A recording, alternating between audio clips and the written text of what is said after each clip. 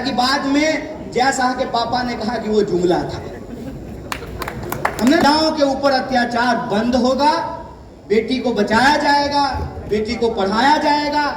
और हमने ये देखा कि इसी देश में बलात्कारियों के समर्थन में हमारे राष्ट्रीय ध्वज का अपमान करते हुए उनके समर्थन में रैलियां निकाली गई। मणिपुर पर मौन है, जो आपकी जिम्मेवारी है उस पर आप बोल नहीं रहे हैं। जो किसी और का किया हुआ काम है उसको सीना ठोक करके अपना बता रहे हैं। घबराइए नहीं, जेल में इतनी जगह नहीं है कि 140 करोड़ लोगों को जेल में डाला जा सके। डरिए मत, डरने की जरूरत नहीं है। तो पक्का मकान मिला किया जा रहा है और इंसान को एक ऐसा सपना दिखाया जा रहा है जिस सपना के को लेकर के कोई तर्क नहीं। मैं आपसे कुछ सवाल पूछता हूं, अपने आप आपका दिमाग जो है ना उन चीजों को सोचने लगेगा। मैं आपको याद दिलाना चाहता हूं 2014 में जब सरकार बनी, अव्वल तो सरकार बनने से पहले कुछ बड़े सुहावने अच्छे सुंदर जो है ना मुहावरे फेंके गए थे।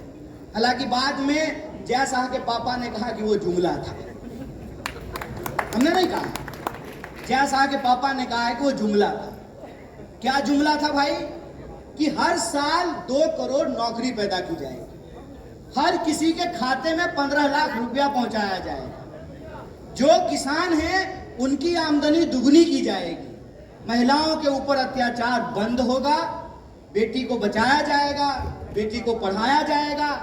और हमने ये देखा कि इसी देश में बलात्कारियों के समर्थन में हमारे राष्ट्रीय ध्वज का अपमान करते हुए उनके समर्थन में रैलियां निकाली गई। हमने देखा कि मून पे तो बात कर रहे हैं साहब, मणिपुर पर मौन है। जो आपकी जिम्मेवारी है उस पर आप बोल नहीं रहे हैं। जो किसी और का किया हुआ काम है उसको सीना ठोक करके अपना बता रहे हैं। ऐसा लग रहा है कि खुद ही गए थे लैंड करने के लिए वहां पे। ये जो स्थिति है, इस स्थिति में आपने देखा कि सपना किस तरीके से दिखाया गया। ये प्रधानमंत्री ने अपने मुंह से कहा था कि 2022 तक सबको पक्का मकान मिल जाएगा। कहा था ना? कौन सा साल है? 23 चल रहा है ना। तो प्रधानमंत्री ने कहा कि सबको पक्का मकान मिल जाएगा, तो मिल गया होगा? मिल गया? अरे बोलिए, घबराइए नहीं। जेल में इतनी जगह नहीं है कि 140 करोड़ लोगों को जेल में डाला जा सके। डरिए मत, डरने की जरूरत नहीं है। तो पक्का मकान मिला कि नहीं मिला? इसका मतलब आप झूठ बोल रहे हैं।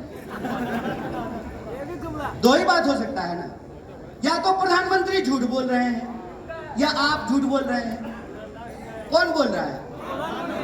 तो प्रधानमंत्री झूठा है ना, तो झूठा को झूठा नहीं बोलेंगे, नंगा को नंगा नहीं बोलेंगे, सच को सच नहीं बोलेंगे, दिन को दिन नहीं बोलेंगे, रात को रात नहीं बोलेंगे।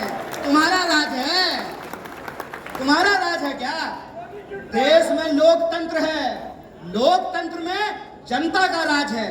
अगर आपको गुमान है कि आप इस देश को, लोकतंत्र को गिरवी बना लेंगे, तो हम आपको याद दिलाना चाहते हैं, ये जो छात्र परिषद के नेताओं की तस्वीर यहाँ लगी हुई है, ये आजादी के आंदोलन में हिस्सा लेने वाले जो महामानवों की तस्वीर लगी हुई है, हम उनकी विरासत पे चढ़ने वाले लोग हैं।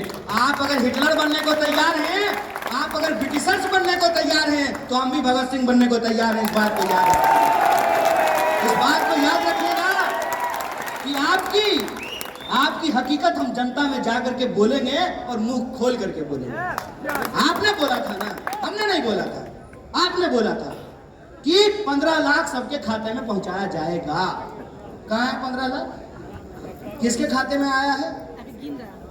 5 किलो अनाज देकर के 15 लाख का सवाल गायब कर दिए हैं। और उसमें भी बेईमानी, कह रहे हैं कि 80 करोड़ लोगों को अनाज दे रहे हैं। किसको दे रहे हैं? गरीब लोग को ना। इसका मतलब आपके राज्य में 80 करोड़ लोग गरीब हो गए। 140 में से 80 करोड़ लोग गरीब ही हो गए। तो अमीर कौन हुआ? अमीर हुआ इनका दोस्त। इनकी जो दोस्ती है ना, जिसके फ्लाइट पर चढ़ करके घूमते हैं, और उनके लिए जब सवाल पूछा गया कि बताइए प्रधानमंत्री जी, जिसके फ्लाइट में चढ़ करके घूम रहे थे आप, उसके खाते में, उसकी सेल कंपनी में 20,000 करोड़ किसके हैं? तो कहे कि हम आपको पार्लियामेंट से बाहर कर देंगे। हाय रे मूर्ख, इसको कहते हैं प्रचंड मूर्खता। क्यों? विज्ञान अगर पढ़े होते ना तो आपको पता होता। न्यूटन का एक लॉ है। लॉ क्या है साहब? कि किसी चीज को जितना दबाइएगा उसका अपोजिट फोर्स उतना ऊपर होकर के आएगा। करोड़ों रुपया खर्च किया इसने, करोड़ों, यह साबित करने के लिए कि राहुल गांधी पप्पू है। आप सोचिएगा, करोड़ों रुपया खर्च किया। अव्वल तो मेरा यह सवाल होता है कि अगर राहुल गांधी पप्पू हैं तो तुम उतना सीरियसली क्यों ले रहे हो? इधर आकर के तुम्हारा एक मंत्री डांस करने लगता है, उधर आकर के तुम्हारा दूसरा मंत्री छाती पीटने लगता है, एक साथ तुम्हारा 10-10 मंत्री जो है प्रेस कॉन्फ्रेंस करता है।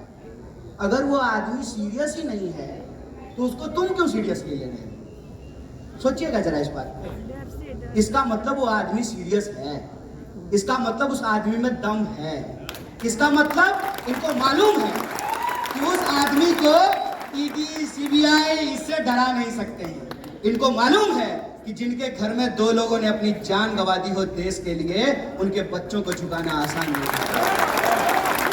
इनको मालूम है कि उस फैमिली का कंट्रीब्यूशन क्या है इस देश के लिए। उस फैमिली के कंट्रीब्यूशन को कम करने के लिए ही इन्होंने परिवारवाद का शगुफा छोड़ा है। तो मैं तो कहता हूं, खत्म हो परिवारवाद। बताएं जय शाह का बाप कि उसका बेटा बीसीसीआई सेक्रेटरी से इस्तीफा कब देगा। बताएं जितने भी बीजेपी में भाजपा के नेता हैं, उनके बच्चे कब जो है राजनीति से इस्तीफा देंगे। बताएं भाजपा के नेता कि कब वो हमारे साथ आकर के गलियों पे धर्म बचाने के लिए चलेंगे।